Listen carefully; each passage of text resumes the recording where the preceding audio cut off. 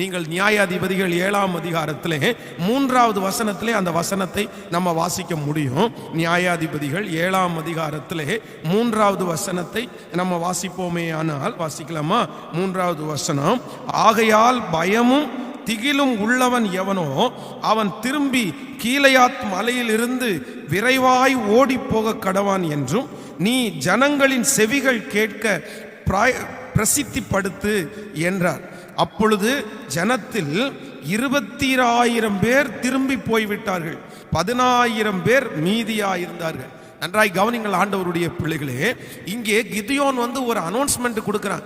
இந்த அனௌன்ஸ்மெண்ட் கொடுக்கிற இந்த நேரத்தில் இந்த மாதிரி பயமும் திகிலும் உள்ளவங்க, யுத்தத்திற்கு நான் வரலன்னு சொல்றவங்க நீங்க திரும்பி போங்கன்னு சொல்லும்போது இங்க 20க்கும் அதிகமான 1000க்கும் அதிகமான பேர் அப்படியே திரும்பி போய்விட்டார்கள். அப்போ இவர்கள் யுத்தத்திற்காக தான் நின்று கொண்டிருக்கிறார்கள், தங்களுடைய நாட்டிற்காக தான் பக்தி வைராக்கியம் காண்பிக்கிறார்கள். ஆனா அவங்களுக்கு உள்ளுக்குள்ளே என்ன இருக்கு அப்படின்னா பயம்ன்ற ஒன்று இருக்குது. சோ ஆண்டவருடைய பிள்ளைகளே, ஒன்று நினைத்துக் கொள்ளுங்கள், பயம் என்கிற ஒன்று நம்ம எல்லாருக்குள்ளேயும் இருக்கும். எனக்குள்ளேயும் இருக்கும், பெரிய போதகர்களுக்குள்ளேயும் இருக்கும், இன்னும் பெரிய பெரிய ரவுடிகளுக்குள்ளேயும் இருக்கும். எத்தனையோ பேரை கொன்று விட்ட அந்த ரவுடிகள் பயமே இல்லையா உனக்கு அப்படின்னு கேட்டா, பயத்தினாலதான் நான் அவங்களை கொன்னேன், பயத்தினாலதான் அப்படி நான் ரியாக்ட் பண்ணி தான் அவங்க செத்து போயிட்டாங்க அப்படின்னு சொல்லுவாங்க. சோ பயம் இல்லாதவர்கள் இருக்க மாட்டார்கள். ஆனால் ஒரு தேவனுடைய பிள்ளை, பயம் உங்களுக்கு வர்றது பெருசு இல்லை, ஆனா அந்த பயத்தை நீங்கள் வளர்த்துவீர்களே ஆனால் அந்த பயம் உங்களுக்கு ஆபத்தாய் மாறிவிடும். நீங்கள் மிக கவனமாய் கவனிக்கணும். பொதுவாக நான் சொன்னது போல பய உணர்வை ஆண்டவர் நமக்குள்ளே வைத்திருக்கிறார். ஆனால் இந்த பயத்தை யாரெல்லாம் வளர்த்துகிறார்களோ இந்த பயத்தை உங்களால் அழிக்கவும் முடியும், இந்த பயத்தை உங்களால் வளர்த்தவும் முடியும். ஆனால் இந்த பயத்தை அழிக்கிறவர்கள் அவர்கள் அடுத்த ஸ்டெப், அதை உதரை தள்ளிட்டு அடுத்த பகுதிக்கு நேராய் போவார்கள். உதாரணத்திற்கு நான் ஒரு காரியத்தை உங்களுக்கு சொல்கிறேன். பொதுவாக ஒரு மரண வீட்டிற்கு போறோம் என்று வைத்துக் கொள்ளுங்கள். அந்த மரண வீட்டிற்கு போகும்போது நிறைய பேர் அந்த துக்க வீட்டுக்கு வர்றாங்க, நூற்றுக்கணக்கான பேர் அந்த டெத்தில் கலந்துக்கிறாங்க. ஆனா அந்த நூற்றுக்கணக்கான பேர்ல நிறைய பேர் அவ்வளவுதான் அடக்க ஆராதனை முடிச்ச உடனே சரி நான் ஆறுதல் சொல்லிட்டு அவங்க சோகமாய் கொஞ்ச நேரம் இருந்துட்டு அதுக்கப்புறம் வீட்டுக்கு போயிடுறாங்க. வீட்டுக்கு போய் அடுத்த வேலையை அவங்க தொடர்ந்து செய்யறாங்க. அவங்க தூங்குறாங்க, சாப்பிட்றவங்க சாப்பிட்றாங்க, வேலை செய்யறவங்க வேலை செய்ய போறாங்க. ஆனா அதே துக்க வீட்டுல மரண வீட்டிலே வந்த யாரோ ஒருத்தர் 2 பேர் மட்டும் அவங்களுக்குள்ளேயே அந்த துக்க வீட்டுக்கு வந்தாங்க. ஆனா அவங்க வீட்டுக்கு போகும்போது அவங்க வீட்டுக்கு போய் அவங்களால மறக்க முடியல, அவங்களால நினைச்சா சாப்பிட முடியல, அவங்களால நினைச்சா தூங்க முடியல. அந்த ஒரே ஒரு மரணம் இவர்களை பயத்துக்குள்ளாக நடத்தி அவருடைய வேலையை செய்யாம அவங்களுடைய சரீரத்தை பலவீனப்படுத்தின எத்தனையோ பேரை நான் பார்த்திருக்கிறேன். இதுதான் பயத்தை வளர்த்துகிறவர்கள், இதுதான் பயத்தை வளர்த்துறவங்க. சோ ஆண்டவருடைய பிள்ளைகளே, இந்த செய்தியை கேட்கிற ஒருத்தர் கூட நீங்க இதுவரையிலும் ஒருவேளை பயத்தை வளர்த்தி இருப்பீர்களே, ஆனால் இனி உங்களுடைய பயத்தை வளர்த்தாமல் நீங்கள் அதை ஜெயிப்பதற்காக தான் ஆண்டவர் நம்மோடு கூட பேசி கொண்டிருக்கிறார். கடந்த வாரத்திலே ஆண்டவர் ஒரு நல்ல காரியத்தை நம்மோடு பேசினார். ஒரு தேவனுடைய பிள்ளையினுடைய வாழ்க்கையிலே இந்த பயம் என்கிறது எங்கிருந்து ஆரம்பிக்கிறது, இதை ஜெயிக்கிறதற்கு ஒரு பிள்ளைகள் ஆரம்பத்தை கண்டுபிடிக்கணும். அதற்கு ஒரு வேதத்திலிருந்து ஒரு உதாரணத்தை உங்களுக்கு காண்பித்து இஸ்ரவேல் ஜனங்களுடைய காரியத்தை உங்களுக்கு காண்பித்தேன். இஸ்ரவேல் ஜனங்களிலே மோசே வேவு பார்க்கிறதற்காக கோத்திரத்திற்கு ஒருத்தரை தெரிந்து கொண்டு அனுப்பி விடுகிறார். 12 பேர் கடந்து போகிறார்கள். ஆனா அந்த 12 பேர்ல 10 பேர் துர்ச்செய்தியை பரப்பினார்கள், 2 பேர் மட்டும் நல்ல செய்தியை பரப்பினார்கள். இந்த 10 பேர், இந்த 12 பேரும் ஒரே ஆட்களை தான் பார்த்தாங்க, ஒரே இடத்தை தான் பார்த்தாங்க, ஒரே கனியை தான் பார்த்தாங்க. ஆனா இவர்களுக்குள்ளே இந்த 10 பேருக்குள்ளேயும் துர்ச்செய்தி வந்ததற்கு காரணம் என்னன்னா அவர்களுடைய பார்வை. அந்த 2 பேருடைய பார்வையும் வித்தியாசமானது, இவங்க 10 பேருடைய பார்வை வித்தியாசமானது. சோ ஒரு தேவனுடைய பிள்ளையினுடைய வாழ்க்கையிலே இந்த பயம் என்கிறது முதல்ல எங்க ஆரம்பிக்குதுன்னா உங்க பார்வையில தாங்க ஆரம்பிக்குது. ஒரு மனிதன் தன்னுடைய பார்வையிலே தவறுவானால், அவனுடைய பார்வை சரியில்லாமல் இருக்குமே ஆனால் அந்த பார்வையினாலே பயம் உள்ளே பிரவேசிக்கிறது. ஒரு பிரச்சனையை பார்க்கும்போது, ஒரு சூழ்நிலையை பார்க்கும்போது, ஒரு தேவனுடைய பிள்ளை அந்த பார்த்த உடனே அந்த பிரச்சனையை எந்த சூழ்நிலையில பார்க்கிறாரோ அதுதான் அந்த பிரச்சனையினுடைய முடிவாய் மாறிவிடுகிறது. சோ அந்த கடந்த வாரத்தில் 3 காரியங்களை ஆவியானவர் நம்மோடு கூட பேசினார். ஒரு பிரச்சனையை பார்க்கும்போது நீங்க பார்க்கிற ஃபர்ஸ்ட் பார்வை, முதல் சைட் எப்படி இருக்கணும்? அந்த பயம் வராமல் இருக்க வேண்டும் என்றால் உங்கள் பார்வை எப்படி இருக்க வேண்டும் என்று 3 காரியத்தை நம்ம தியானித்தோம். நம்பர் 1, முதலாவதாக ஒரு தேவனுடைய பிள்ளை ஒரு பிரச்சனையை ஃபர்ஸ்ட் டைம் பார்க்கும்போது நீங்கள் அந்த பிரச்சனையிலே தோற்றவர்களை பார்க்க கூடாது. நீங்க என்ன பண்ணணும் அப்படின்னா, அந்த பிரச்சனையிலே ஜெயித்தவர்களை உங்கள் கண்கள் பார்க்க வேண்டும் என்று முதலாவதாக ஒரு காரியத்தையும், இரண்டாவதாக ஒரு தேவனுடைய பிள்ளை அந்த பிரச்சனையை பார்க்கும்போது பிரச்சனையை விட பெரிய தேவன் ஒருவர் இருக்கிறார் என்கிறத அந்த பிரச்சனையை பார்க்கும் போதே பார்க்கணும் அப்படின்ற இரண்டாவது காரியத்தையும், மூன்றாவது ஒரு தேவனுடைய பிள்ளை பிரச்சனையை பார்க்கும்போது அந்த பிரச்சனையை நினைக்காமல் அந்த பிரச்சனை மேல ரொம்ப கான்சென்ட்ரேட் பண்ணாம நீங்கள் செய்கிற வேலையை நீங்கள் செய்து கொண்டே இருக்கும்போது அந்த பிரச்சனையினுடைய பயம் உங்களை வந்து தொடாது என்கிற அந்த 3 காரியத்தை போன வாரம் பேசினேன். ஒருவேளை இந்த வாரத்தில் யாராவது இந்த செய்தியை முதல் பார்த்து கேட்காதவங்க, நீங்க கடந்த வாரத்திலே நம்முடைய யூடியூப்ல இருக்கும், அதை நீங்கள் போய் அதை பார்க்கும்படியாக உங்களை அன்போடு கேட்கிறேன். இன்றைக்கு இரண்டாவது ஒரு காரியத்தை உங்களுக்கு சொல்லி உங்களுக்காக ஜெபிக்க போறேன். அப்போ உங்களுடைய வாழ்க்கையில நீங்க இந்த பயம் என்கிற ஒன்று உங்களுடைய வாழ்க்கையிலே தொடாமல் இருக்க வேண்டும் என்றால் இரண்டாவது என்ன செய்யணும் அப்படின்னா, அந்த காரியத்தை நம்ம கண்டுபிடிக்கணும். இந்த பயம் என்கிறது எதுல உருவாகிறது என்றால், ஒரு மனுஷனுடைய வாழ்க்கையிலே இந்த பயம் உருவாகிறது இரண்டாவது சிந்தையிலே உருவாகிறது.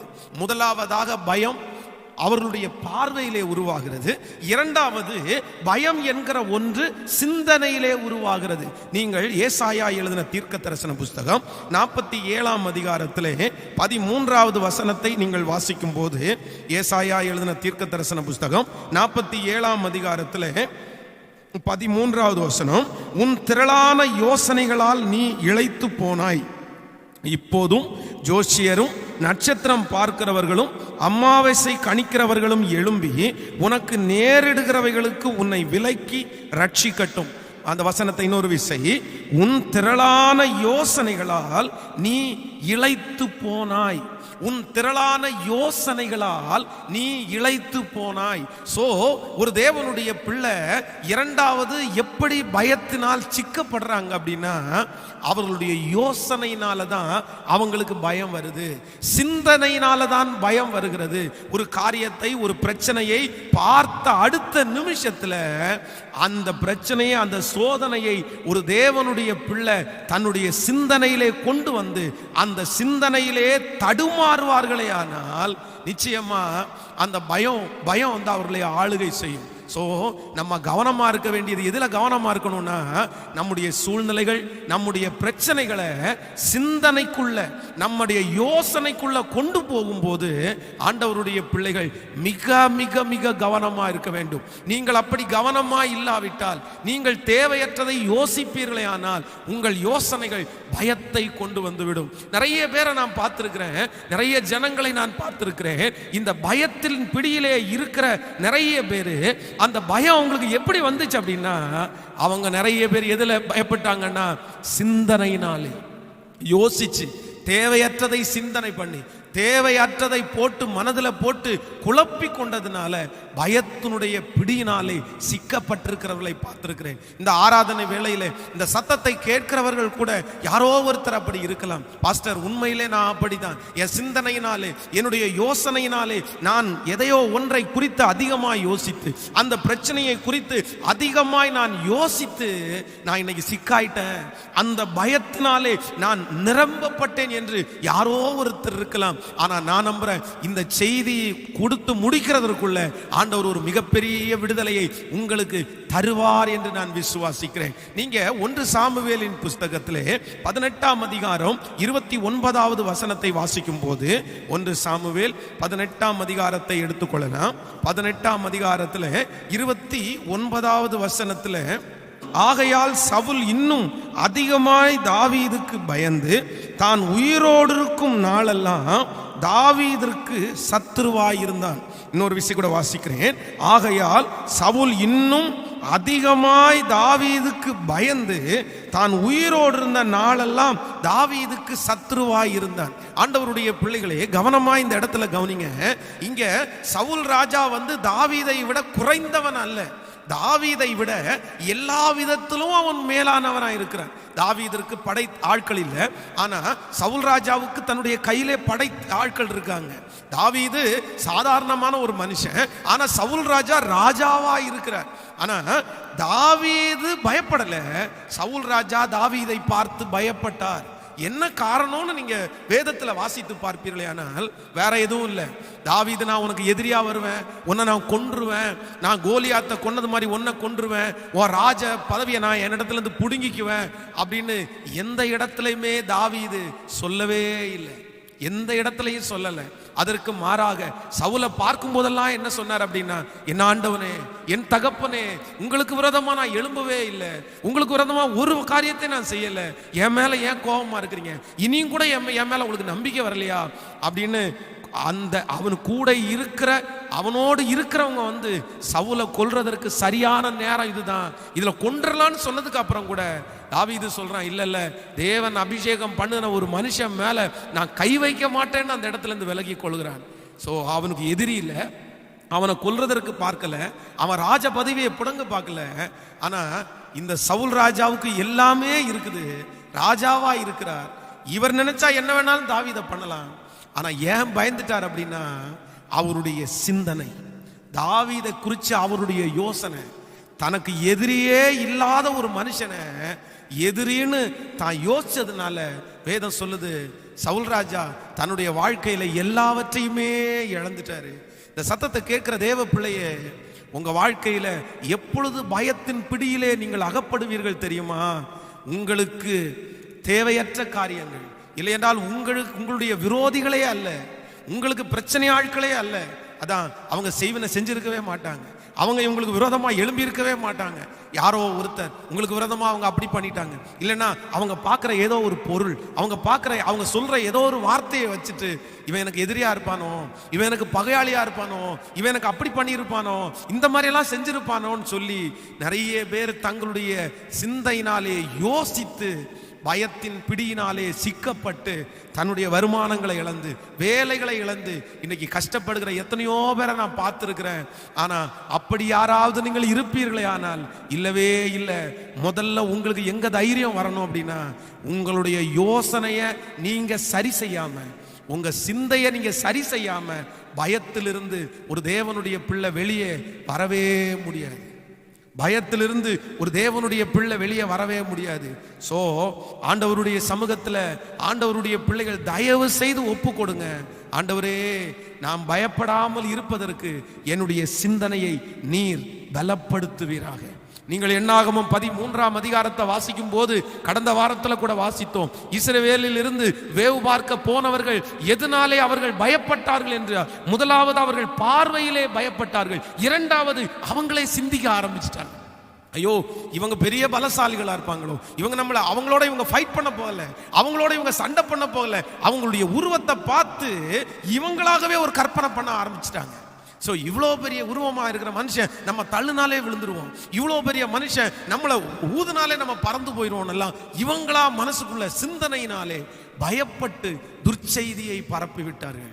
ஸோ இன்றைக்கு நீங்க யாராவது ஒருவர் இருப்பீர்களே ஆனால் ஆண்டவரிடத்துல கிருபையை கேளுங்க. வேண்டாம், சிந்தனை சில நேரத்திலே பயத்தை கொண்டு வந்து விட்டுவிடும். இன்றைக்கு 2 காரியங்களை உங்களுடைய தேவனுடைய பிள்ளைகளுக்கு சொல்லி ஜெபிக்க போறேன். இது மிக முக்கியமான செய்தி, ஆண்டவருடைய பிள்ளைகள் கவனமாய் கேட்க வேண்டும்.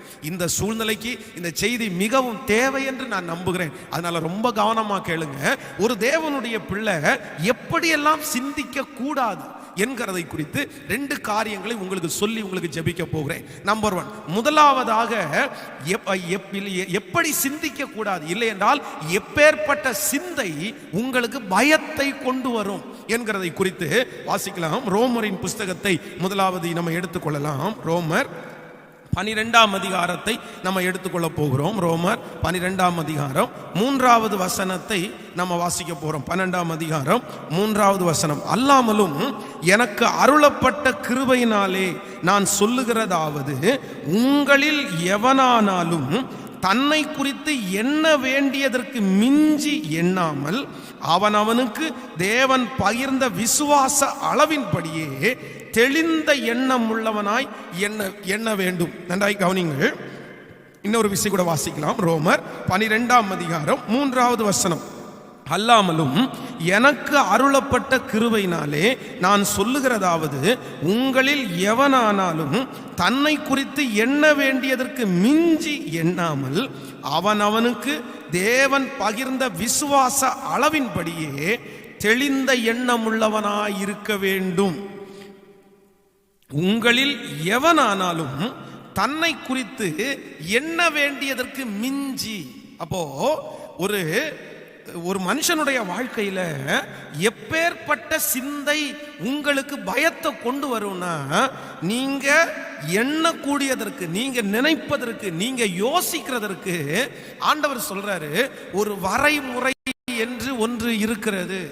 என்ன வேண்டது அப்படின்னா, நினைக்க வேண்டியதற்கு மிஞ்சி ஒரு தேவனுடைய பிள்ளை ஒரு நாளும் நினைக்க கூடாதாம். அப்படின்னா அதிக யோசனை கண்டிப்பாக பயத்தை கொண்டு வரும். அதிகமான திங்கிங், அதிகமாக யோசிக்கிறது, உங்களுடைய சிந்தையே இல்லைன்னா இருதயத்தை நீங்க ரொம்ப கவனமாய் ஆண்டவருடைய பிள்ளை கவனிச்சுக்க வேண்டும். அது நீங்கள் யோசிக்கிறது, உங்களுடைய மூளை பார்த்தீங்க அப்படின்னா அது ஒரு சின்ன சின்ன கொஞ்சம் அளவு தான் இருக்குது. அதற்குன்னு ஒரு கெப்பாசிட்டி இருக்குது. நிறைய மருத்துவமனைகளில் நீங்கள் போய் பார்க்கும்போது இந்த ப்ரெஷர் அதிகமாகுது பாருங்களேன், அந்த பிபி அதிகமாகும் பாருங்களேன். அந்த பிபி அதிகமாக ரொம்ப அதிகமாயிடுச்சுன்னா அவங்க சொல்லுவாங்க, தலையில் இருக்கிற நரம்பு வெடிச்சிருச்சு அப்படின்வாங்க. அதான் அந்த ஸ்ட்ரோக் வரும் பாருங்களேன் நிறைய பேருக்கு. அந்த ஸ்ட்ரோக் எதனால வருதுன்னா, அவங்களுடைய பிபி, அவங்களுடைய டென்ஷன் அதிகமாகி அவர்களுடைய நரம்பு ஏதோ ஒன்று மூளைக்கு போகிற நரம்பு வெடிக்கிறதுனால இந்த ஸ்ட்ரோக் மாதிரி ஆயிருக்கு. அவ்வளோதான். அவங்க வாயெல்லாம் கோணையா, கையெல்லாம் கோணையா அவங்க இது பண்றாங்க. அப்போ இந்த டென்ஷன் இல்லைன்னா இந்த பிபி எப்படி ஏறுது அப்படின்னா, யார் அதிகமாய் ஒரு காரியத்தை குறித்து யோசிக்கிறாங்களோ அவங்களுக்கு அந்த மூளை நிறைய நேரத்தில் தாங்காது, அது வெடிச்சிடும். ஸோ இன்றைக்கு இந்த ஜெபத்தில் இருக்கிற ஆண்டவருடைய பிள்ளைகளே, மனுஷனுடைய யோசனை வீண் என்று ஆண்டவர் சொல்லுகிறார். நம்முடைய யோசனையினால எதுவும் பண்ண முடியாது. நம்முடைய யோசனையினால எதையும் செய்ய முடியாது. மனிதர்களை மாற்ற முடியாது, குடும்பத்தை திருத்த முடியாது, பிள்ளைகளை ஒன்றும் செய்ய முடியாது, பணத்தை வாங்க முடியாது, பணத்தை கொடுக்க முடியாது, நம்முடைய சரீரத்தில் இருக்கிற அவயவங்களை மாற்றி அமைக்க முடியாது, சூழ்நிலைகளை மாற்றி அமைக்க முடியாது. எந்த காரியத்தையும் நம்முடைய யோசனை செய்யாது. மனுஷனுடைய யோசனை வீண். நம்ம யோசனையினால எதுவும் பண்ண முடியாது. ஆனா ஆண்டவருடைய பிள்ளைங்க நிறைய பேரிடத்துல இருக்கிற மிகப்பெரிய சோகம் என்ன அப்படின்னா, அதிகமான யோசனை, நிறைய யோசனை. இன்றைக்கு ஆண்டவர் இந்த ஜெபத்துல இருக்கிறவங்களோட பேசுறாரு. இல்ல அந்த காரியத்தை குறித்து அதிகமாய் பேசுகிறதை, அதிகமாய் யோசிக்கிறதை குறைத்து கொள் என்று ஆண்டவர் சொல்லுகிறார். பொதுவா நம்ம இந்த ஒரு கம்ப்யூட்டரை எடுத்துக்குவோமே. இந்த கம்ப்யூட்டரை எடுத்து பார்த்தீங்க அப்படின்னா, இந்த கம்ப்யூட்டர்ல ஒரு ஃபைல் இருக்குன்னு வைங்களேன், ஒரு போட்டோ இருக்குன்னு வைங்களேன். அந்த போட்டோ அந்த கம்ப்யூட்டர்ல ஒரு 10 இடத்துல நம்ம சேவ் பண்றோம்னு வச்சுக்கோங்களேன். ஒரு 10 நேம்ல ஒரு 10 இடத்துல சேவ் பண்றோம். அந்த கம்ப்யூட்டர் படிக்கிற அந்த இதில் எடுக்க உங்களுக்கு தெரியும். அந்த கம்ப்யூட்டரை ஓப்பன் பண்ணி அந்த சர்ச் அப்படின்னா அதில் இருக்கிற ஏதோ ஒரு ஃபைலை நம்ம எடுக்கும்போது அந்த குறிப்பிட்ட ஒரு லெட்டர்ஸ் இ இல்லைனா எஃப் ஏதோ ஒரு லெட்டர்ஸ் அடிச்சு இந்த எழுத்துல இருக்கிற எல்லா போட்டோஸையும் கொண்டு வாங்க அப்படின்னு சொல்லும்போது, நீங்க சேவ் பண்ண அந்த போட்டோஸ் 10 இடத்துல சேவ் பண்ணீங்கன்னா அது ஒரு 10 ஃபைலா காமிக்கும். 10 ஃபைலா காமிக்கும். அது 100ஆ மாத்தினீங்கன்னா 100 இடத்துல காமிக்கும். நீங்க அந்த கம்ப்யூட்டர்ல எவ்வளவு இடத்துல சேவ் பண்றீங்களோ அது அப்படியே இருக்கும். நன்றாய் கவனித்துக் கொள்ளுங்கள். நம்முடைய மூளையும் அப்படித்தான்றத ஆண்டவருடைய பிள்ளைங்க மறந்துடவே கூடாது. ஒரு காரியத்தை குறித்து நீங்க ஒரு டைம் யோசிக்கும் போது அது ஒரு டைம் உங்களுடைய மூளைக்குள்ள ரெக்கார்ட் ஆகுது. 2வது டைம் யோசிக்கும் போது 2வது விஷயம் ரெக்கார்ட் ஆகுது. சோ சிலர் பாருங்களேன், வாயை திறந்த உடனே அவங்களுக்கு வசனங்கள் கொண்டே இருக்கும். அப்போ அவங்களுக்கு என்ன ரெக்கார்ட் அதிகமாயிருக்குன்னா, அவங்க நிறைய வசனங்களை ரெக்கார்ட் பண்ணி வச்சிருக்கிறாங்க. பொதுவாக நீங்க எந்த வார்த்தையை அதிகமாய் பேசுகிறீர்களோ, எந்த வார்த்தையை அதிகமாய் யோசிக்கிறீர்களோ, அதுதான் அதிகமா உங்க பேச்சுக்கு வந்துட்டே இருக்கும். அப்போ ஒரு தவறான இல்லைன்னா ஒரு கஷ்டமான ஒரு பயப்படுகிற ஒரு காரியத்தை குறித்து நீங்க பல டைம் இல்லைன்னா பல ஆயிரம் டைம் நீங்க யோசிச்சிட்டீங்கன்னா, நீங்க தூங்கி எந்திரிச்சா அதான் உங்களுக்கு முன்னாடி வந்து நிற்கும். நீங்க சாப்பிட போகும்போது அதான் உங்களுக்கு முன்னாடி வந்து நிற்கும். நீங்க வேலை செய்யும் போது அதான் உங்களுக்கு முன்னாடி வந்து நிற்கும். ஏன் அப்படின்னா, அந்த காரியத்தை குறித்து அதிகமான யோசனையை உங்க மெமரியில கொண்டு வந்துட்டீங்க. ஸோ இன்னைக்கு ஒரு தீர்மானத்தை எடுங்க. இன்னைக்கு நிறைய பேர் பயப்படுவதற்கு வேறு எதுவுமே காரணம் இல்லைங்க, அவங்களுடைய அதிக யோசனை தான் காரணம். அதிக யோசனை தான் காரணம். ஸோ ஆண்டவருடைய பிள்ளையே, கர்த்தர் தான் இன்னைக்கு இந்த வார்த்தையை கொடுக்கிறாரு.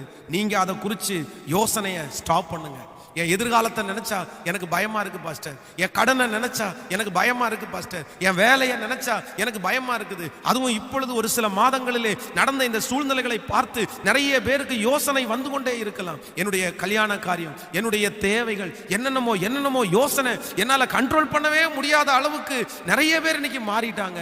ஆண்டவர் இன்னைக்கு இந்த ஆராதனையிலே பேசுறாரு, இல்ல இல்ல இல்ல, நீங்க யோசிக்கிறதுனால எதுவுமே பண்ண முடியாது. அதிகமான யோசனை உங்களை பயத்தில் கொண்டு வந்துடும். அதனாலே அவர் உங்களை விசாரிக்கிறவர் ஆனபடினால் உங்கள் யோசனைகள், உங்கள் கவலைகளை அவர் மேல வைத்துவிட்டு, வருத்தப்பட்டு பாரம் சுமக்கிறவர்களை நீங்கள் எல்லாரும் என்னிடத்தில் வாருங்கள் என்று சொன்ன அந்த ஆண்டவருடைய சமூகத்தில் எல்லாத்தையும் ஒப்பு கொடுத்துட்டு நான் ஒண்ணுமே யோசிக்க மாட்டேன். அதான் அப்போஸ்தலனாகிய பவுல் சொல்லும்போது ரொம்ப அழகா சொல்றாரு, உண்மை உள்ளவைகள் எவைகளோ, நற்கீர்த்தி உள்ளவைகள் எவைகளோ, புண்ணியம் எதுவோ, புகழ் எதுவோ, அதையே சிந்தித்து கொண்டிருங்க. சோ நீங்க யோசிக்கணும்னா எதை யோசிக்கணுமாமா? உண்மை உள்ளவைகள், ஒழுக்கம் உள்ளவைகள், நற்கீர்த்தி உள்ளவைகள், புண்ணியம், புகழ், நல்லவைகளை மட்டும்தான் யோசிக்கணுமே தவிர உங்க வாழ்க்கையில இருக்கிற தீமைகளை ஆண்டவருடைய பிள்ளைகள் அதிகமாக யோசிக்கவே கூடாது என்று ஆண்டவர் வாக்கு கொடுக்கிறார். நீங்க தயவு செய்து ஆண்டவருடைய பிள்ளைகள் அதுல இருந்து வெளியே வந்துருங்க. அதை சிலர் அதை அதிகமா அதை ஸ்டோரேஜ் பண்ணிட்டாங்கன்னா அதை அழிக்கிறதுக்கு ரொம்ப கஷ்டம். நிறைய பேர் அப்படிதான் இன்னைக்கு கஷ்டப்பட்டு இருக்காங்க. பாஸ்டர், நீங்க சொல்றது எல்லாமே உண்மை பாஸ்டர், எனக்கு எப்போ போனாலும் அது மட்டும்தான் ஞாபகம் வருது, என்னால அந்த சிந்தையை அழிக்க முடியல, அதுல இருந்து என்னால வெளியே வர முடியல. ஏன் அப்படின்னா, நீங்க அதிகமா அதை குறித்து யோசிச்சிட்டீங்க. சரி, ஆனா ஒன்றும் பிரச்சனை இல்லை, ஆண்டவர் உங்க கூட இருக்கிறார், ஆண்டவர் உங்களோட தான் பேசுறாரு. இன்னையோட ஸ்டாப் பண்ணுங்க. அந்த யோசனை வரும்போது அதை அப்படியே மல்டிப்ளை பண்ணாதீங்க, அதை அப்படியே பெருசுபடுத்தாதீங்க, அதை உடனே ஸ்டாப் பண்ணுங்க. அந்த ஃபர்ஸ்ட் டைம் வரும்போதே அதை உடனே ஸ்டாப் பண்ணிட்டு அடுத்து வேற ஒரு காரியத்தை யோசிங்க.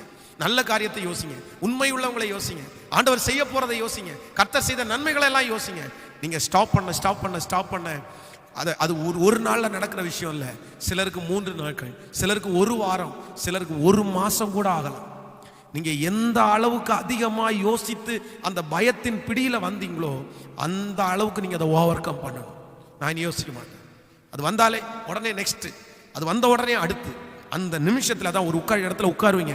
அந்த இடத்துல உட்கார்ந்த உடனே அந்த யோசனை வந்த உடனே அந்த இடத்த விட்டு எழும்பி இல்ல வேற அதிகமான யோசனை பயத்தை கொண்டு வந்துடும். நம்பர் 2, இரண்டாவதாக ஒரு காரியத்தை, எப்படிப்பட்ட சிந்தை உங்களுடைய வாழ்க்கையிலே பயத்தை கொண்டு வரும் என்கிறதை குறித்து நம்ம வாசிக்க போகிறோம். எடுத்துக்கொள்ளலாம் எல்லாரும்.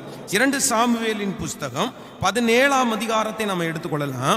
2 சாமுவேல் 17ஆம் அதிகாரத்தில் ஸ்தோத்திரம் 23வது வசனத்தை நம்ம வாசிக்க போகிறோம். 23வது வசனம். அகித்தோப்பேல் தன் யோசனையின்படி நடக்கவில்லை என்று கண்டபோது தன் கழுதையின் மேல் சேணம் வைத்து ஏறி தன் ஊரில் இருக்கிற தன் வீட்டிற்கு போய் தன் வீட்டு காரியங்களை ஒழுங்குபடுத்தி நாண்டு கொண்டு செத்தான். அவன் தகப்பன் கல்லறையிலே அவனை அடக்கம் பண்ணினார்கள். ஆண்டவருடைய பிள்ளைகளே, இந்த இடத்திலே ஆண்டவருடைய பிள்ளைகளை அறிந்த ஒரு சத்தியம், அகித்தோப்பேல் என்கிற அந்த ஆலோசனைக்காரன், ஆனா அவனுடைய வாழ்க்கையிலே இவன் ஒரு நல்ல பதவியிலே இருந்த இந்த மனுஷன் தற்கொலை என்கிற ஒரு முடிவுக்கு நேராய் கடந்து போனான். ஏன் கடந்து போனான் அப்படின்னா வேற எந்த காரணம் இல்லை, அவன் யோசித்த யோசனை, அவனுடைய சிந்தனையினாலே அவன் மாற்றப்பட்டான். இதற்கு முன்பாக ராஜாவுக்கு அவன் ஆலோசனை சொன்னான். அந்த ஆலோசனை எல்லாம் தேவதூதன் நேரடியாக சொல்லுகிறது போல ஆலோசனை. அவனுடைய ஆலோசனையை யாருமே மாற்றவே முடியாது.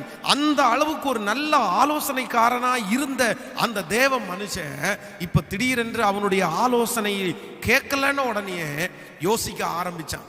சிந்தனையிலே தடுமாறின உடனே அவனுடைய வாழ்க்கை முடிந்து போனது. அப்போ இவனுக்குள்ளே இருந்த யோசனை என்ன யோசனை அப்படின்னா, ஒரே நிலையான யோசனை, ஒரு பக்கமா யோசிச்சான். அப்படின்னா அந்த ஒன் சைடு யோசிக்கிறது. சோ நம்பர் 2, இரண்டாவதாக ஒரு தேவனுடைய பிள்ளைக்கு எப்பேற்பட்ட சிந்தனை பயத்தை உண்டு பண்ணும்னா, நீங்க ஒரே நிலையான யோசனையாக இருப்பீர்களேயானால் அந்த ஒரே நிலையான யோசனை சில நேரத்தில் உங்களுக்கு பயத்தை கொண்டு வந்துவிடும். புரிகிறது போல உங்களுக்கு சொல்றேன். இப்போ சிலர் பாருங்களேன், ஒரு காரியத்தை மனசுல வச்சிருப்பாங்க. ஒரு பொண்ணுன்னு வச்சுங்களேன், ஒரு பையன் இல்லைன்னா ஒரு பொண்ணு யாரோ ஒருத்தரை பார்த்து அவங்களுக்கு பிடிக்குது அப்படின்னா தங்களுடைய மனசுலயே அவர்களை குறித்து யோசிப்பார்கள். உடனே அதற்காக அவங்க ஜெபம் பண்றாங்க, அதற்காக நிறைய பேரிடத்துல அவங்க கேட்கறாங்க. அவங்க கேட்கும் போதெல்லாம் அவங்களுக்கு ரொம்ப பிடிச்சதுனால அவங்க யோசிக்கும் போது எப்படி யோசிக்கிறாங்கன்னா, அவ்வளவுதான், இந்த மனுஷன் நமக்கு வேணும். அந்த அன்பின் மிகுதி அந்த வாழ்க்கையில் அவங்க யோசிச்ச யோசனைனால திரும்ப அந்த நபர் அவருடைய வாழ்க்கையில கிடைக்கல அப்படின்னா அவங்களால திரும்ப வாழ்க்கையை வாழவே முடியாது. அதான் நிறைய பேர் நம்மகிட்ட சொல்லியிருக்காங்கல்ல, அவங்க இல்லாம நான் வாழ மாட்டேன், அந்த காரியம் இல்லாம நான் என்னால நினைச்சு கூட பார்க்க முடியல, என்னால அப்படிப்பட்ட ஒரு வாழ்க்கையை வாழவே முடியாது, நான் செத்துருவேன், நான் இந்த உலகத்துல உயிரோடே இருக்க மாட்டேன் அப்படின்னு ஏன் சொல்றாங்க அப்படின்னா, அவர்களுடைய யோசனை எப்படி இருக்குன்னா ஒரே நிலையான யோசனை. இது வேணும்னா இது வேணும். ஆனா ஆண்டவருடைய பிள்ளைகளை பொறுத்த அளவில் இந்த ஒரே நிலையான யோசனை என்கிறது அது தவறான யோசனை. அப்படின்னா நான் என்ன சொல்ல வர்றேன் அப்படின்னா, ஒரு காரியத்தை குறித்து ஆண்டவருடைய பிள்ளைகள் யோசிக்கும் போது எப்படி யோசிக்கணும்னா, ரெண்டு பக்கமா யோசிக்கணும். ஒரு தராசை போல இந்த பக்கமும் இந்த பக்கமும் யோசிக்கணும். ஒருவேளை இது நடந்துச்சுன்னா ஆண்டவரே உமக்கு ஸ்தோத்திரம், நடக்கல அப்படின்னா இந்த காரியத்தை பார்த்துக்கலாம், நடக்கலைன்னா அதை ஸ்கிப் பண்ணிக்கலாம், நடக்கலைன்னா அந்த காரியத்துக்கு நம்ம வேற காரியத்தை செய்யலாம், வேற காரியத்தை யோசிக்கலாம். பொதுவாக ஒரு வீடு இருக்குன்னு வைங்களேன், இந்த வீடு எனக்கு வேணும் அப்படின்னு நினைக்கிறீங்க அப்படின்னா அவ்வளவுதான், இந்த வீடு கண்டிப்பா எனக்கு வேணும், இந்த வீட்டை தவிர வேற எந்த வீடை நான் யோசிக்கவே முடியாது, இது தரலன்னா நான் பைத்தியம் ஆயிருவேன் அப்படின்னு சொல்றவங்க நிறைய பேர் இருக்கிறாங்க. இல்ல இல்ல இல்ல இல்ல, அந்த வீடு இல்லைனாலும் இன்னொரு வீட்டை ஆண்டவர் நமக்கு தர்றதற்கு அவர் வல்லவராய் இருக்கிறார். சோ நீங்க யோசனையில ஆண்டவர் நாம் நினைப்பதற்கும் வேண்டுவதற்கும் அதிகமாய் செய்வார், அதுல மாற்றம் இல்லை. நம்முடைய ஜெபத்தை கர்த்தர் கேட்கிறார், அதுல மாற்றம் இல்லை. நம்ம விரும்புகிறதை விட அதிகமாய் கர்த்தர் செய்வார். இது எல்லா வாக்குத்தத்தங்களும் ஆண்டவருடைய பிள்ளைகளிடத்துல இருந்தாலும் நீங்க ஒரு காரியத்தை குறித்து யோசிக்கும் போது நீங்க எப்படி யோசிக்கணும் அப்படின்னா, அது கிடைச்சாலும் பரவாயில்ல, கிடைக்கலனாலும் பரவாயில்ல, அதான் அந்த மனரம்யமான யோசனை, அது ஒரு சரியான யோசனை. நீங்கள் யோபுனுடைய புஸ்தகத்தில் வாசிக்கும் போது வேதம் சொல்லுது, யோபுனுடைய மனைவியினுடைய யோசனையும் யோபுனுடைய யோசனையும் நீங்க பாருங்களேன். யோபுனுடைய மனைவியினுடைய யோசனை என்ன அப்படின்னா, அவ்வளவுதான், இதெல்லாம் போச்சு இல்ல, இனி ஜீவனோட இருக்கவே கூடாது, செத்துறணும், அதான் உங்களுக்கு யோசனை. அவங்க திங்க் பண்ணது ஒரே நிலையான யோசனை. எனக்கு இந்த ஆடு மாடுகள், இந்த வீடு, இந்த பிள்ளைங்க, இவங்க எல்லாருமே இருந்தா நான் வாழ்வேன், இல்லை அப்படின்னா எதுக்கு வாழ்ந்து எதுக்கு பிரயோஜனம், வாழ்ந்து பிரயோஜனம் இல்லைல்ல. அதனால அவங்க யோசனை ஒன் சைடான யோசனை. ஆனா யோபுனுடைய யோசனை அப்படி இல்லை. நீ பைத்தியக்காரி பேசுகிறது போல் பேசுகிறாய், தேவனுடைய கையிலேயே நன்மையை பெற்ற நாம் தீமையை பெற வேண்டாமோ, கர்த்தர் கொடுத்தார், கர்த்தர் எடுத்தார், கர்த்தருடைய நாமத்திற்கு ஸ்தோத்திரம் அப்படின்னா அவனுடைய யோசனை. அப்படின்னா ரெண்டு நிலையான யோசனை. இப்படி இருந்தா கர்த்தருக்கு ஸ்தோத்திரம், இப்ப நம்மளை விட்டு போயிருச்சு, அதுக்காக நம்ம உயிரை மாய்க்க வேண்டிய அவசியம் இல்ல. ஆண்டவர் திரும்பவும் தருவாரு, இதை விட பெஸ்டா தருவாரு, அதை விட மகிமையாய் தருவார் என்று தன்னுடைய மனதில் அவன் நினைச்சான். வேதம் சொல்லுது, ஆண்டவரும் அதே போலதான் அவனுக்கு 2 மடங்கு ஆண்டவர் பதில கொடுத்தார். இந்த சத்தத்தை கேட்கிற அன்பு தேவ பிள்ளையே, நீங்கள் யாரோ ஒருத்தர் இந்த ஆராதனையில இருந்து கொண்டு உங்களுக்கு பயத்தினுடைய அந்த பயம் உங்களை தொடுவதற்கு என்ன காரணம் தெரியுமா? நீங்க ஒரே யோசனை. இப்போ உங்க மனசு முழுக்க அது நடக்கலைன்னா நான் அப்படி ஆயிடுவேன், அது நடக்கலைன்னா இப்படி ஆயிடுவேன், இது எனக்கு வேணும், அது எனக்கு வேணும். ஒருவேளை 90% நடக்க கூடாதது மாதிரி அது ஏதோ ஒரு சூழ்நிலை உங்களுக்கு முன்னாடி நிற்கலாம். அதை நினைச்சு நீங்க பயப்படலாம். அது இல்லாம எப்படி, அது இல்லாம நான் வாழ முடியுமா, அது இல்லாம ஒரு அடி எடுத்து வைப்பேனா? இன்றைக்கு ஆவியானவர் தான் உங்களிடத்துல பேசுறாரு. எப்பவுமே உங்களுடைய யோசனை ஒரே நிலையாய் அல்ல, சமநிலையாய், ஒரே நிலையாய் அல்ல, சமநிலையாய். ஆண்டவர் எதையும் செய்வார். ஆண்டவர் நான் ஆசைப்பட்டது ஒருவேளை எனக்கு தூரமாக்கினாலும் அதை விட பெஸ்டா தர்றதற்கு ஆண்டவர் நல்லவர் என்கிற அந்த மன ரம்மியம் மட்டும் ஆண்டவருடைய பிள்ளைகளுடைய வாழ்க்கையிலே இருக்குமானால் நான் நம்புறேன், நிச்சயமாகவே சொல்றேன், உங்களை ஆண்டவர் நடத்த வல்லவரா இருக்கிறார். எது கொடுத்தாலும் பரவாயில்ல. அதான் அப்போஸ்தலனாகிய பவுல் சொல்லும்போது ரொம்ப அழகா சொல்றாரு, நான் எந்த நிலைமையிலே இருந்தாலும் மனரம்யமாயிருக்க கற்றுக்கொண்டேன். எனக்கு வாழ்ந்திருக்கவும் எனக்கு தெரியும், தாழ்ந்திருக்கவும் எனக்கு தெரியும். இன்னும் ரோமர்ல வாசிக்கும் போது, கிறிஸ்துவின் அன்பை விட்டு என்னை பிரிப்பவன் யார்? உபத்திரவமோ, வியாகுலமோ, பசியோ, பட்டினியோ, நிர்வாணமோ, நாசமோசமோ, இவை அனைத்தும் கிறிஸ்துவின் அன்பை விட்டு என்னை பிரிக்க மாட்டாது என்று நிச்சயித்திருக்கிறேன். சோ நம்ம எல்லாம் ஜெபிக்க வேண்டியது, நீங்க எல்லாம் ஆசைப்பட வேண்டியது எந்த காரியத்திற்காக? ஆண்டவரே, என்னுடைய யோசனையில ஒரே நிலை அல்லப்பா, என்னுடைய யோசனையில ஒரே நிலை அல்லப்பா. நான் யோசிக்கும் போது எப்படி யோசிக்க எனக்கு பலன் தாருங்கன்னா, சமநிலையாய் சமநிலையாய் சமநிலையாய். நீங்கள் யோனாவின் தீர்க்க தரிசன புஸ்தகத்தை எடுத்து வாசித்து பார்ப்பீர்களே ஆனால், ஆண்டவர் யோனாவை அழைச்சிட்டு வந்துட்டாரு. யோனா ஆண்டவருடைய வார்த்தையை கேட்கிறாரு. எல்லாம் நடந்துச்சு, எல்லாம் முடிஞ்சிருச்சு, பிரசங்கம் பண்ணிட்டார். அந்த பிரசங்கம் பண்ணின உடனே அவருடைய எதிர்பார்ப்பு தூரத்தில் போய் எதிர்பார்க்கிறார். அவ்வளவுதான், நினிவே கவிழ்க்கப்பட்டு போ, நினிவே கவிழ்க்கப்பட்டு போ, அப்படிதான் நடக்கணும் அப்படின்னு மைண்ட்ல ஃபிக்ஸ் பண்ணிட்டாரு. ஆனா நினிவேயினுடைய ஜனங்கள் தங்களை தாழ்த்தி ஆண்டவரிடத்துல கேட்கிறாங்க, மன்றாடுறாங்க. உடனே ஆண்டவருடைய இரக்கத்தை கர்த்தர் வெளிப்படுத்துறாரு. அழிப்பேன்ற ஆண்டவர் நகரத்தை அழிக்காம கர்த்தர் விட்டுறாரு. இவன் பாத்தீங்க அப்படின்னா அவனுக்கு எரிச்சல் வருது. இவன் சொன்னது நடக்கலன்னு சொன்ன உடனே அந்த அந்த ஜனங்களுக்கு கர்த்தர் கொடுத்திருக்கிற மன்னிப்புல ஒரு ஊழியக்காரனுக்கு சந்தோஷம் கூட பட முடியல. பாருங்களேன், என் பிரசங்கத்தை கேட்டு, நான் சொன்ன வார்த்தையை கேட்டு இத்தனை ஆயிரம் பேர் மனம் திரும்பி இவங்க இப்படி அழுறாங்களே, இப்படி ஒப்பு கொடுத்தாங்களே, எல்லாரும் உபவாச ஜெபம் இருக்கிறாங்களே, அவ்வளவுதான், அதற்கு பிறகு இவங்க எல்லாருமே என்ன பெரிய தீர்க்கதரிசியா ஏத்துக்குவாங்கன்ற அந்த மனசு கூட அவனுக்கு வரல. ஒரு மிகப்பெரிய ஆசீர்வாதத்தை இழந்து விட்டான். இன்றைக்கு ஜெபத்தில் இருக்கிற தேவனுடைய பிள்ளையை நீங்கள் கவனித்துக் கொள்ளுங்கள். உங்களுக்கும் இந்த யோனாவை போல அப்படிப்பட்ட எண்ணம், நீங்க ஏதோ ஒன்ன பிடிச்சிட்டு இதுதான் இதான் இதான் இதான் அதை திங்க் பண்ணி இருந்தீங்க அப்படின்னா, சில நேரங்களில் ஆண்டவர் உங்களுக்கு கொடுக்க போகிற ஒரு மிகப்பெரிய உயர்வுல கூட உங்களுக்கு சந்தோஷப்படவே முடியாது. அதை நீங்க வேண்டான்னு தூக்கி தள்ளுவீங்க. உங்களுக்கு இந்த சின்ன காரியம் தான் ரொம்ப பெருசா தெரியும், இந்த சின்ன நபர் தான் பெருசா தெரியும், இந்த விஷயம் மட்டும்தான் பெருசா தெரியும். ஆனா ஆண்டவர் உங்களை குறித்து பெரிய திங்கிங், பெரிய தீர்மானம், பெரிய திட்டத்தை ஆண்டவர் வச்சிருப்பார். ஸோ ரொம்ப கேர்ஃபுல், நீங்க ரொம்ப கவனமா இருக்கணும். ஆண்டவருடைய பிள்ளைங்க, அந்த பலனுக்காக ஆண்டவரிடத்துல கேளுங்க. ஆண்டவரே, அந்த பலனை எனக்கு தாங்கப்பா, அந்த கிருபை எனக்கு தாங்கப்பா. ஸோ நீங்கள் சிந்தனையை ஜெயிக்க வேண்டும் என்றால், ஒரு தேவனுடைய பிள்ளை பயமில்லாத சிந்தனையில் வாழ வேண்டும் என்றால், நீங்க என்ன செய்யணும்னா சமநிலையாய். இந்த மாதிரி காரியத்தை நிறைய பிள்ளைங்க இப்படி ஒண்ணு இது பண்றதுனால தான் சில நேரத்தில் அவர்களுடைய யோசனையின்படி நடக்காத போது உடனே அவர்கள் எதில் சிக்கப்படுறாங்கன்னா, பயத்தினுடைய பிடியிலே சிக்கப்படுறாங்க. நான் இங்கே ஜெபத்தில் இருக்கிற நிறைய பேருக்கு தீர்க்க தரிசனமா இந்த வார்த்தை சொல்றேன். நிறைய பேர் நீங்க இன்னைக்கு பயம் உங்களுக்கு அதிகமாய் வருவதற்கு வேற எதுவுமே காரணம் இல்லை. உங்களுக்கு அந்த பயம் வருவதற்கு வேற எதுவுமே காரணம் இல்லை. ஒண்ணு மட்டும்தாங்க காரணம். நீங்க ஒரு நிலையா இருந்துட்டீங்க. இல்ல வேண்டாம், நீங்க எப்படி நடத்தினாலும் உங்க இஷ்டத்திற்கு, உங்க விருப்பப்படி நடப்பதற்கு நான் ஆவலா இருக்கிறேன் ஆண்டவரே. ஆமென் சொல்லுங்கள். நீங்கள் ஒவ்வொரு தேவனுடைய மனுஷனுடைய வாழ்க்கையை எடுத்து வாசித்து பாருங்கள். தாவீதை குறித்து வேதம் சொல்லுகிறது, அவனுடைய வாழ்க்கையிலே அவன் ஒன்னெல்லாம் எனக்கு ராஜா அவனுடைய போஸ்டிங் வேணும், வேற எதுவுமே எனக்கு தெரியாது அப்படின்னாலாம் நிக்கல.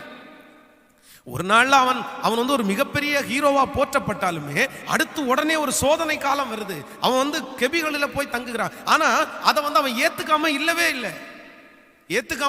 இல்லை. பரவாயில்ல, ஒன்றும் பிரச்சனை இல்லை, ஆண்டவர் என்ன நடத்துற பாதைக்கு நான் போவேன். சமநிலை, ஒரே நிலை இல்லை, நான் இப்படித்தான் இருக்கணும். அதான் நிறைய பேர், இந்த பொண்ணு தான் என் பிள்ளைக்கு கல்யாணம் பண்ணி கொடுக்கணும், இந்த பையன் தான் என் பிள்ளைக்கு கல்யாணம் பண்ணி கொடுக்கணும், இந்த வீடைத்தான் வாங்கணும், இந்த இடத்துல தான் நான் வேலைக்கு போகணும், அப்படியே ஒரே நிலை, அவ்வளவுதான். நான் மாற மாட்டேன்னா மாறவே மாட்டேன், யாருக்காகவும் மாற மாட்டேன், எனக்கு அது வேணும். நான் சொல்றேன், ஆண்டவர் மேல விசுவாசமா இருந்து நீங்க ஜெபிக்கிறதெல்லாம் தப்பு இல்லை. ஆனா ஆண்டவருடைய சித்தத்தை அறிஞ்சுக்க வேண்டாமா? ஆண்டவருடைய பிரியத்தை அறிஞ்சுக்க வேண்டாமா?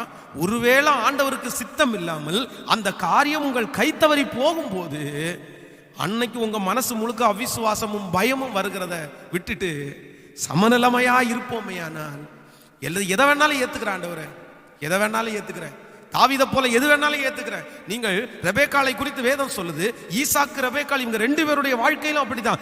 மனைவி எப்படி இருப்பான்னு அவங்களுக்கு தெரியாது, கணவன் எப்படி இருப்பான்னு இவங்களுக்கு தெரியாது. ஆனா இவங்க ரெண்டு பேருடைய மனசுக்குள்ள இருந்த ஒரு மிகப்பெரிய என்ன அப்படின்னா ஒரு சமநிலை. எப்படி இருந்தாலும் நான் ஏத்துக்கிறேன், எப்படி இருந்தாலும் நான் ஏத்துக்கிறேன். ஈசாக்கு எப்படி இருந்தாலும் நான் ஏத்துக்கிறேன், ரெபேக்காள் எப்படி இருந்தாலும் ஏத்துக்கிறேன். அவங்க தாங்க மிகப்பெரிய ஒரு சந்தோஷமான குடும்பமாய் மாற்றப்பட்டார்கள். ஆண்டவர் இங்க இருக்கிற யாரோ ஒருத்தர் இடத்துல கர்த்தர் இந்த வாரம் பேசிக்கொண்டே இருக்கிறார். மகளே, மகனே, உன் பயத்திற்கு காரணம், உன் அச்சத்திற்கு காரணம், நீ இவ்வளவு பயப்படுறதுக்கு காரணம் வேற எதுவுமே இல்லை. ஒரே நிலை யோசனை. அது நடக்காத உடனே அப்படி டென்ஷன் உங்களுக்கு, அது நடக்காத உடனே அப்படி பிபி ஏறுது, அது நடக்காத உடனே ஆண்டவர் மேல ஒரு வெறுப்பு வருது. அது நடந்தே ஆகணும்னு நீங்க அப்படியே திங்க் பண்ணி உங்களுடைய இருதயமும் உங்களுடைய சரீரமும் பயத்தினால் நிரம்பப்பட்டுச்சு. ஸோ ஆண்டவருடைய சமூகத்தில் ஒப்பு கொடுங்க. ஆண்டவருடைய சமூகத்தில், ஆண்டவரே இல்லை, ஆண்டவரே இல்லை, ஆண்டவரே எனக்கு அந்த சமநிலையான காரியத்தை கர்த்தர் எனக்கு கட்டளையிடுவீராக. ஹல்லேலூயா. ஸோ இன்றைக்கு 2 காரியங்களை சுருக்கமாய் உங்களோடு பேசினேன். நம்பர் 1, முதலாவதாக ஒரு தேவனுடைய பிள்ளை பயத்திலிருந்து நீங்கள் எப்படி வெளியேற முடியும்னா உங்க சிந்தையை நீங்க சரி பண்ணணும். சிந்தை தான் பயத்தினுடைய ஆணிவேர். சிந்தை சரியில்லாவிட்டால் பயம் ஒரு பிள்ளைக்கு வந்துடும். சிந்தையை ரெடி பண்ணிருங்க, எண்ணங்களை ரெடி பண்ணிருங்க. அதுலயும் 2 காரியங்கள் உங்களுடைய சிந்தையிலே 2 விதமான சிந்தையை குறித்து இன்றைக்கு பேசினேன். முதலாவதாக அதிக யோசனை, அதிக சிந்தனை ஒரு தேவனுடைய பிள்ளைய பயத்துல கொண்டு போய் விட்டுரும். அதிக சிந்தனை வரக்கூடாது. நம்பர் 2, இரண்டாவதாக ஒரு தேவனுடைய பிள்ளையினுடைய வாழ்க்கையில ஒரே நிலையான சிந்தனை அவருடைய வாழ்க்கையிலே பயத்தை கொண்டு வைத்திரும். சமநிலையான சிந்தனை. எத்தனை பேர் இன்னைக்கு ஆண்டவருடைய சமூகத்தில் ஒப்பு கொடுக்குறீங்க? ஆண்டவரே, ஆண்டவரே, உங்க ஒரே நிலையாய சமநிலைமை யோசிக்க எனக்கு பலன் தாருங்கப்பா. உன்னை குறித்து, உங்களை குறித்து ஆண்டவர் நினைத்திருக்கிற நினைவுகள் சமாதானமான நினைவுகள். உங்க யோசனையை விட உங்களை குறித்து கர்த்தருக்கு ஒரு பெரிய திட்டம் இருக்கும். நீங்க எதிர்பார்த்துட்டு இருக்கிற வேலை கிடைக்காம இருக்கலாம், நீங்க எதிர்பார்த்துட்டு இருக்கிற வீடு கிடைக்காம இருக்கலாம், நீங்க எதிர்பார்த்து கொண்டிருக்கிற வசதி கிடைக்காம இருக்கலாம். அதை குறித்து ஆண்டவருடைய பிள்ளைகள் சிந்தித்து யோசிச்சு ஐயோ இது கிடைக்கலையேன்னு சொல்லி உங்க வாழ்க்கையை இழந்துடக்கூடாது. அதற்கு மாறாக, ஆண்டவரே நீ இதை விட எனக்கு பெஸ்டா தர வல்லவர். ஒரு காரியம் உங்களுக்கு தடைப்பட்டு போகுமானால், ஒரு காரியம் உங்க கைவிட்டு போகுமானால், அதை விட ஒரு மகிமையான ஒன்றை கர்த்தர் உங்களுக்கு வைத்திருக்கிறார். அதை விட பெருமையான ஒன்றை கர்த்தர் உங்களுக்கு வைத்திருக்கிறார். அதை விட உயர்வான ஒன்றை ஆண்டவர் உங்களுக்கு வைத்திருக்கிறார். ஸோ ஆண்டவருடைய பிள்ளைங்க எல்லாரும் எதை நினைக்கணும் அப்படின்னா, நீங்க எது கொடுத்தாலும் நான் ஆசீர்வாதமா இருக்கிறதுக்கு கொடுப்பீங்கன்னு நான் நம்புறேன். ஸ்தோத்திரம். ஆண்டவர் நமக்கு பயமுள்ள ஆவியை கொடாமல் பலமும் அன்பும் தெளிந்த புத்தியும் உள்ள ஆவியை கொடுத்திருக்கிறார். நமக்கு பயமுள்ள ஆவியை கொடாமல் பலமும் அன்பும் தெளிந்த புத்தியும் உள்ள ஆவியை கொடுத்திருக்கிறார். இந்த 2 வாரங்களாக ஆண்டவர் நம்மோடு பேசிக்கொண்டே இருக்கிறார். இந்த பயத்திலிருந்து ஒரு தேவனுடைய பிள்ளை வெளியே வருவதற்கு முதலாவது இந்த பயம் பார்வையில ஆரம்பிக்குது, இரண்டாவது இந்த பயம் சிந்தையில ஆரம்பிக்குது.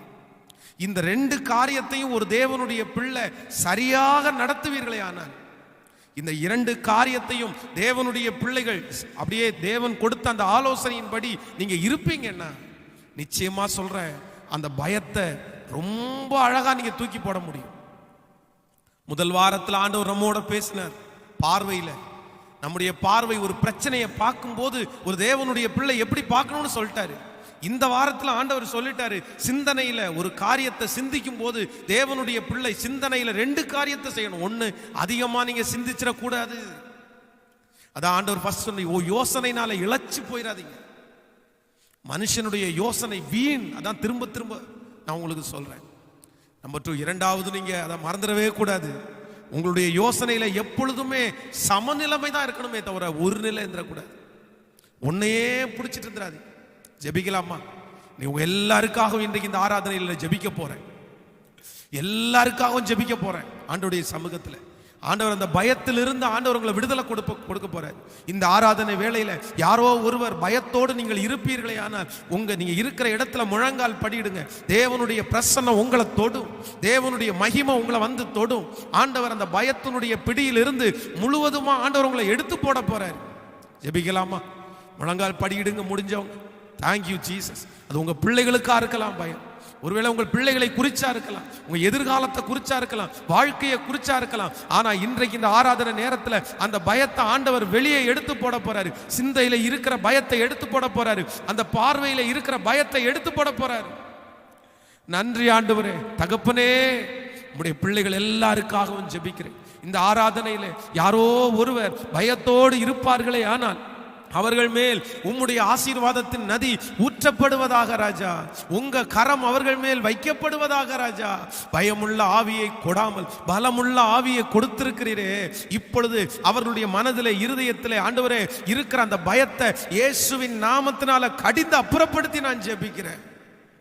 குமாரன் விடுதலை ஆக்கினால் மெய்யாகவே விடுதலை, குமாரன் விடுதலை ஆக்கினால் மெய்யாகவே விடுதலை. இந்த 2 வாரங்களும் உங்க பிள்ளைங்க கேட்ட சத்தியத்துல நிலைத்திருக்க உதவி செய்யுங்கப்பா. அவங்க பார்வையிலே இருக்கிற பயத்தை உதறி தள்ளணும், சிந்தையில இருக்கிற பயத்தை உதறி தள்ளணும் ராஜா. அந்த கிருபையை தாங்கப்பா, தாங்கப்பா, தாங்க. நன்றி ஆண்டவரே. ஓ ஹல்லேலூயா. எங்க மேல அன்பு வச்ச தெய்வமே நன்றி. நன்றி ஆண்டவரே, நன்றி. ஓ நன்றி, நன்றி.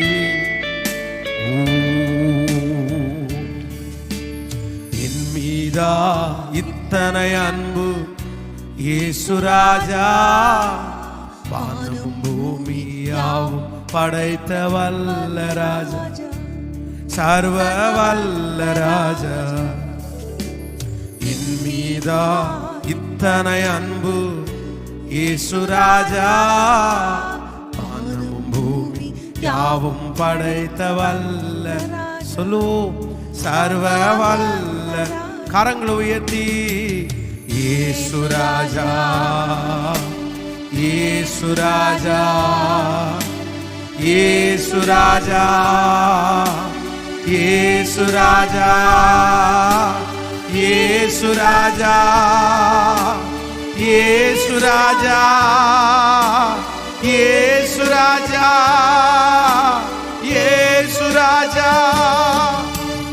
இயேசு ராஜா, இயேசு ராஜா, இயேசு ராஜா, இயேசு ராஜா, இயேசு ராஜா, இயேசு ராஜா, இயேசு ராஜா, இயேசு ராஜா. ஆமாப்பா, ஆமாப்பா, உங்க கிருபைக்காக நாங்கள் நன்றி செலுத்துகிறோம் அப்பா. இந்த ஆராதனையிலே என்னோடு இணைந்திருக்கிற ஒவ்வொரு பிள்ளைகளையும் ஆசீர்வதிங்கப்பா. அவங்க கொடுக்கிற காணிக்கைகள், அவங்க கொடுக்கிற தசம பாகங்கள் எல்லாத்துலயும் ஆண்டவருடைய ஆசீர்வாதம் உங்க பிள்ளைகளோடு கூட இருப்பதாகப்பா, இருப்பதாகப்பா, இருப்பதாகப்பா. உங்க மகிமை அவங்க மேல நிழலிடட்டும் ஆண்டவரே. ஸ்தோத்திரம். பகலிலே வெயிலாகிலும் இரவிலே நிலவாகிலும் உன்னை சேதப்படுத்தாதுன்னு சொன்னீங்களே, அந்த வார்த்தையை ஆண்டவர் நிலைப்படுத்தும். நன்றி தகப்பனே. அவங்க குடிக்கிற தண்ணி, சுவாசிக்கிற காற்று, சாப்பிட்ற ஆகாரம் ஒவ்வொன்றிலையும் உங்க ஆசீர்வாதம் இருக்கட்டும் சாமி. அவங்க வீட்டில் இயேசுவின் ரத்தத்தை தெளிக்கிற, அவங்க நிலை கால்களில் இயேசுவின் ரத்தத்தை தெளிக்கிற, அவங்க ஓட்டுகிற வாகனத்தின் மேல இயேசுவின் ரத்தம் தெளிக்கப்படட்டும். ஒரு மிகப்பெரிய பாதுகாப்பை உங்க பிள்ளைகள் எல்லாருக்கும் தருவீராக ஆண்டவரே, தருவீராகப்பா. உங்க மகிமை தொடர்ந்து நடத்தட்டும். பயமில்லாத வாழ்வு உங்களுடைய பிள்ளைகளுக்கு கட்டளையிடும். தொடர்ந்து வருகிற நாட்களில் நடக்கிற எல்லா கூட்டங்களையும் கர்த்தர் ஆசீர்வதிப்பீராக. கரங்களில் தாழ்த்துறோம். இயேசுவின் மூலம் ஜெபம் எடுக்கிறோம் நல்ல பிதாவே, ஆமென்.